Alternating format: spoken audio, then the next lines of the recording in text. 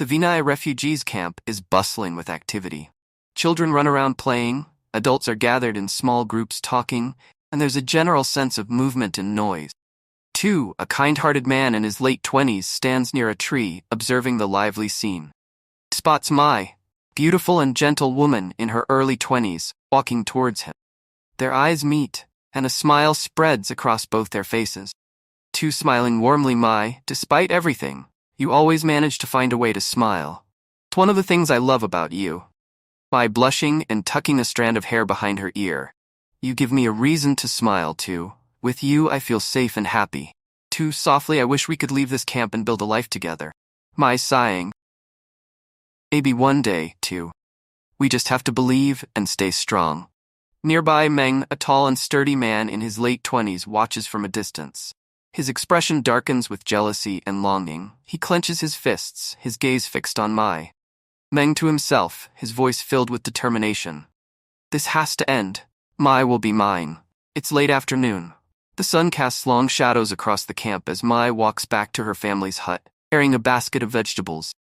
She hums a soft tune, lost in her thoughts. Suddenly, Meng and his friends appear, blocking her path in a secluded part of the camp. Mai, surprised, her voice trembling. Meng, what's going on?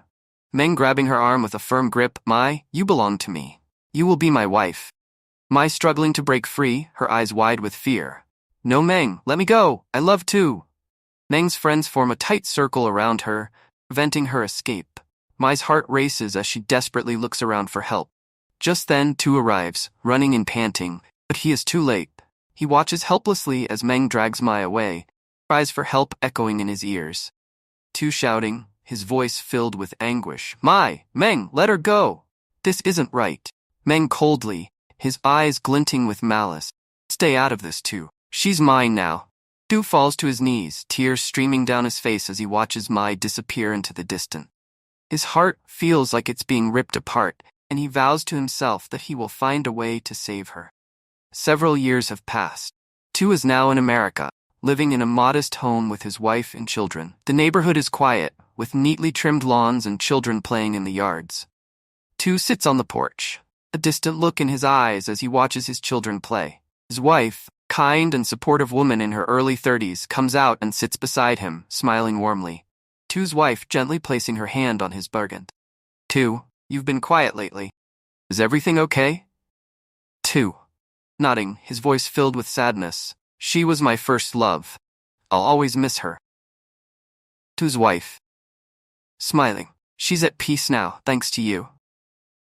Voice filled with resignation. I hope so. I kept my promise to her and that's all I could do. Mai's mother visits Tu's home, bringing a small box with her. She hands it to Tu with a sad smile. It's mother. Soft's trembling. This was Mai's. She wanted you to have it. Tu opens the box to find a locket with a picture of him and Mai inside. Tears fill his eyes as he looks at it. Tu, choking up, his voice filled with emotion. Thank you.